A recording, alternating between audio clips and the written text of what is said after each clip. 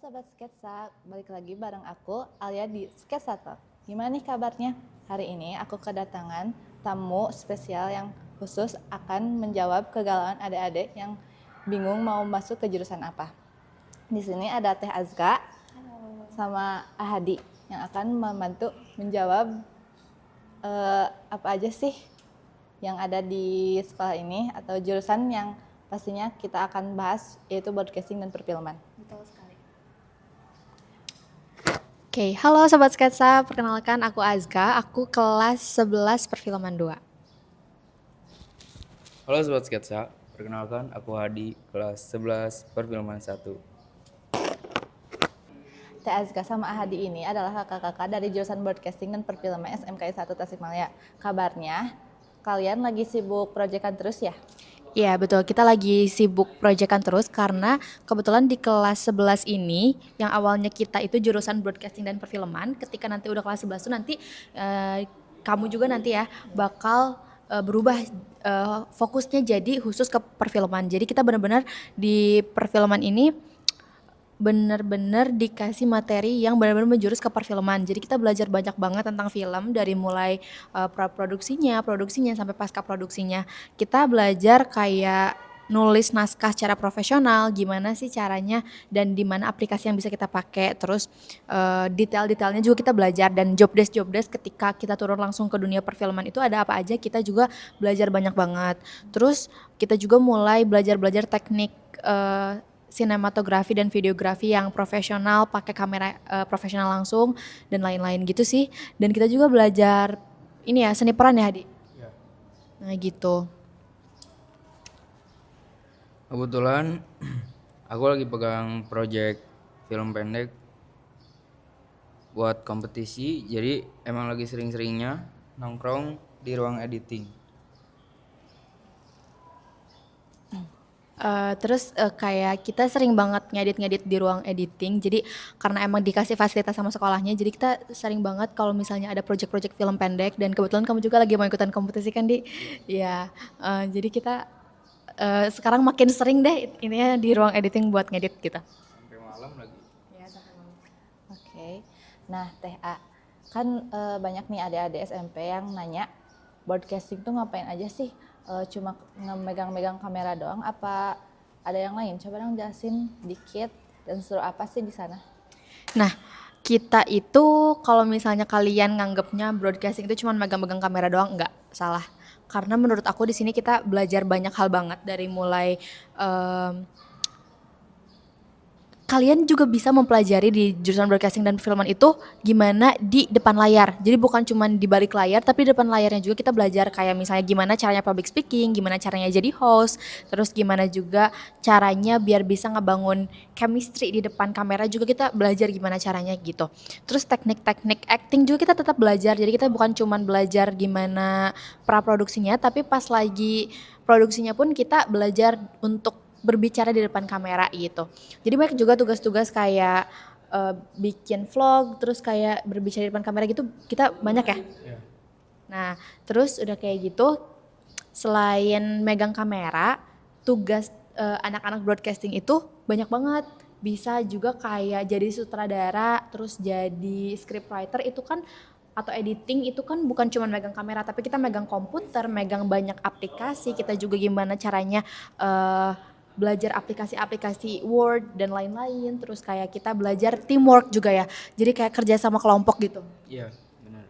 Karena kan di film itu kita bukan cuma satu orang, tapi kita kerja sama banyak orang. Jadi kita juga belajar gimana caranya bekerja secara kelompok gitu. Ya. Jadi hobi foto-foto atau video tuh kita tersalurkan banget di jurusan ini tuh. Gitu paling. Oke.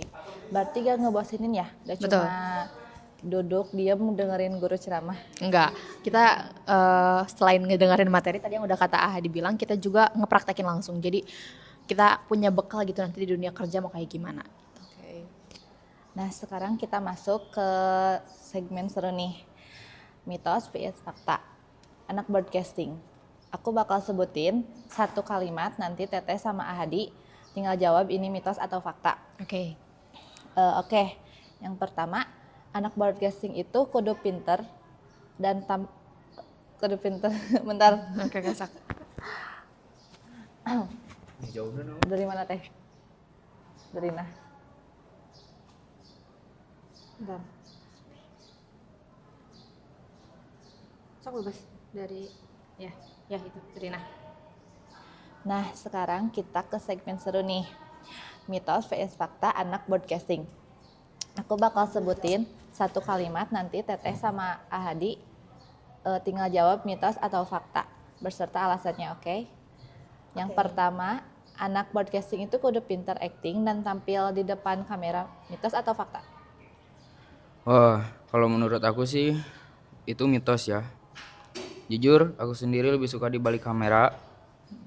Di jurusan kita itu banyak kok perannya.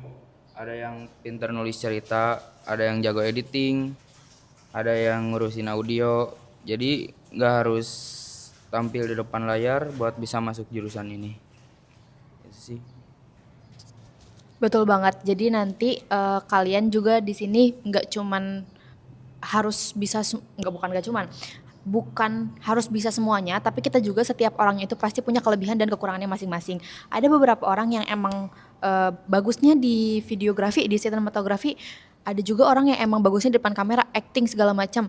Ada juga orang yang bisanya itu editing. Terus ada juga yang bisanya scriptwriter dan sutradara gitu. Jadi gak matok, kita harus bisa di satu hal. Cuman kalau misalnya ditanya apakah kita belajar semuanya. Kita mempelajari materi-materi yang diberikan sama guru. Tapi kalau misalnya untuk skill pribadi itu bisa milih masing-masing. Kayak aku pribadi, aku sukanya itu di belakang kamera. Aku sukanya itu nulis naskah jadi sutradara. Kalau enggak di depan kamera juga suka sih, cuman kayak aku nggak bisa acting, tapi aku sukanya host atau public speaking gitu. Kalau Hadi? Aku sih lebih suka di belakang kamera juga. Biasanya Hadi ini ya kameramen. Bagian kameramen, kalau enggak ngurusin lighting. Nah kayak gitu, jadi tiap orang tuh beda-beda gitu. Jadi kalau misalnya ditanya itu mitos atau fakta, mitos gitu. Oke, lanjut yang kedua. Masuk jurusan perfilman itu boros banget karena harus beli kamera mahal. Nah lo, mitos atau fakta? Kalau menurut aku sih itu mitos ya. Jadi tenang aja buat adik-adik yang mau masuk ke sekolah SMK 1 jurusan BDF. Jadi di sekolah kita ini, di jurusan ini udah difasilitasi dan standar industri. Kita bisa pinjam kamera atau apapun buat proyekan kita. Jadi gak perlu pusing mikirin kayak gitulah, karena udah difasilitasi. Sebelum masuk sini juga udah ada. Betul sekali, seperti yang udah dibilang sama Ahadi ya teman-teman. Jadi kalau misalnya ditanya apakah kita harus beli kamera mahal atau enggak, jawabannya itu mitos. Karena emang udah difasilitasi, dan kalau menurut aku lebih ke kayak kesadaran dari diri masing-masing sih. Lebih ke kayak aku setelah masuk ke sini emang gak disuruh sama jurusannya buat beli kamera mahal atau barang-barang perlengkapan yang mahal. Cuman kayak aku sendiri jadi pengen beli banyak hal gitu, dari mulai kayak kamera profesional, kayak nyari-nyari harga berapa ya, terus kayak handphone, terus kayak mic kayak gini, mic yang wireless, terus tripod dan lain-lain. Jadi lebih ke keinginan sendiri gitu, tapi nggak diharusin sama jurusannya gitu. Nah paling itu bisa jadi investasi buat kedepannya sih setelah lulus. Jadi kita punya barang pribadi yang bisa dipakai buat syuting kedepannya kayak gitu. Tapi kalau misalnya ditanya mitos atau fakta, jawabannya mitos, karena udah disediain sama jurusan kita dan benar-benar lengkap standar industri gitu. Betul. Oke. Nah yang terakhir nih, anak broadcasting itu kalau ngerjain project gak bisa sendirian, harus berkelompok kan? Mitos atau fakta? Kalau kata aku mah itu mah fakta banget sih. Jadi gak ada film atau program TV yang kuat sama sendirian. Jadi bukan cuma gara-gara satu orang. Kita di sini belajar gimana caranya nurunin ego, kerja bareng dan saling support. Serunya itu kerasa banget kekeluargaannya pas lagi di lokasi syuting. Iya betul banget. Jadi kalau ditanya kita nggak kerja sendiri tapi kita bareng-bareng, tapi ada beberapa tugas mandiri ya. Iya, ada. Tapi kebanyakan itu kita tugasnya itu berkelompok. Jadi biasanya bagi-bagi peran dan kita belajar gimana caranya teamwork, dan itu benar-benar seru banget guys. Jadi super highly recommended lah intinya kalian kalau jurusan broadcasting dan perfilman, karena udah pasti seru banget pokoknya. Terus apalagi kalau misalnya udah syuting film, aku mau ngasih tau nih pengalaman aku. Waktu aku syuting film kemarin kan ada FLS 3N ya. Itu kan kita syuting yang semi profesional lah, karena kan kita pakai alat-alat yang profesional gitu. Nah kita itu kan di sana banyak kru baru ya, dan kita tuh jadi saling mengenal satu sama lain. Jadi kayak orang-orang yang belum aku kenal jadi nambah relasi, terus kayak pengalaman-pengalaman kayak ternyata seru banget gitu, dan ketawa-ketawa. Jadi pas ketika proses syuting itu benar-benar super duper enjoy, sampai akhirnya kita tuh ngerasa nyaman gitu. Nah kemarin pun Hadi itu ikutan syuting FLS 3N juga kan. Coba deh ceritain kalau pas kemarin FLS 3N kamu kayak gimana? Ya kalau menurut aku sih itu mah bukan cuman tugas ini aja sih. Itu seru banget.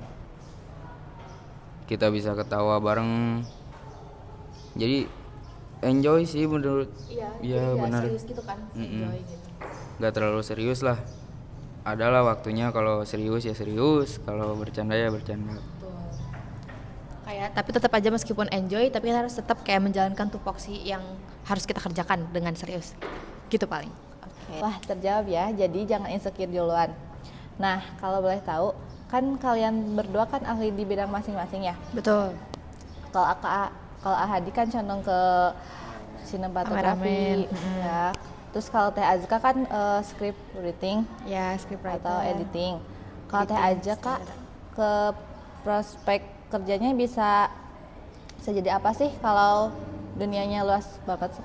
Iya, dunia kerja emang luas banget di dunia broadcasting dan perfilman gitu. Jadi kalau misalnya aku pribadi, aku tertariknya itu masuk ke production house. Jadi emang production house itu apa ya, agensi atau apa ya disebutnya? Iya, production house yang itu tuh kerjaannya tuh syuting film. Jadi aku di situ mungkin awal-awal emang nggak langsung jadi sutradara ataupun scriptwriternya, cuman kayak di situ aku bisa belajar sama orang-orang yang emang udah terbiasa bikin film gitu. Aku tertariknya kerja di tempat yang kayak gitu. Terus udah kayak gitu, kalau misalnya selain di situ, aku kan emang kita ada PKL juga ya nanti pas kelas 12 gitu.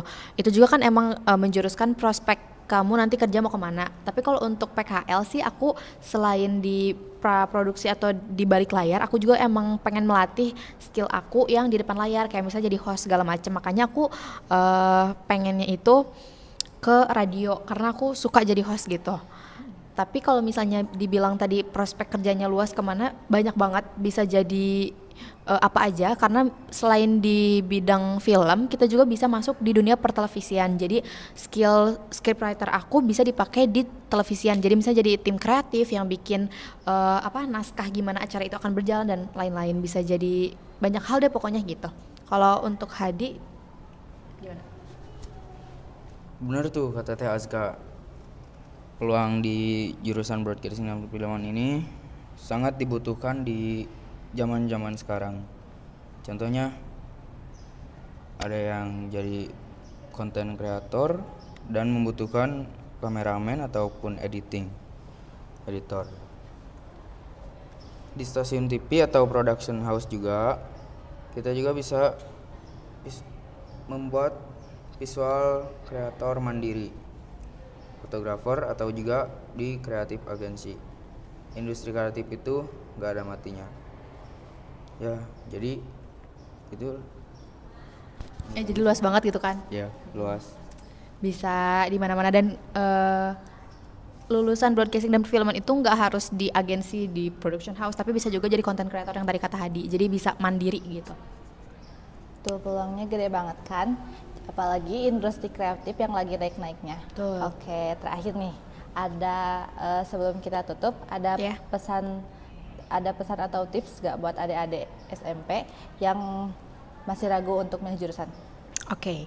Kalau dari aku pribadi, tips atau misalnya kayak jangan gitu ya buat kalian, jangan takut buat masuk jurusan broadcasting dan perfilman karena kalian udah ngejudge duluan, atau misalnya kayak ya kayak aku nggak apa sih, gak passion dari bidang ini, atau enggak kayaknya susah deh jadi aku nggak bakal masuk ke sini.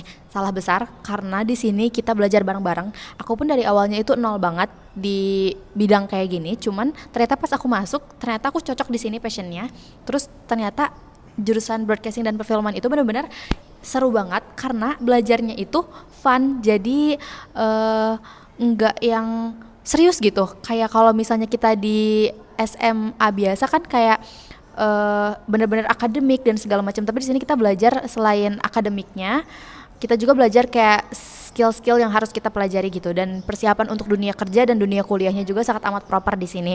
Terus kayak di dunia broadcasting ini aku rada kaget sih di awal. Aku kayak mikirnya kayak wah kayaknya ini bakal berat banget deh, banyak banget deh yang bakal harus aku pelajari gitu ya. Tapi ternyata ketika aku masuk ke sini, ke jurusan broadcasting dan perfilman, ke sekolah ini, ternyata belajarnya itu bener-bener dikemas secara fun banget. Kayak misalnya kalian pernah nggak mikir kayak kalau misalnya ujian akhir mau naik semester itu adalah foto model, dan di situ kayak aku bener-bener kayak gila, ini seru banget sih di jurusan broadcasting dan perfilman gitu. Kalau menurut Hadi gimana?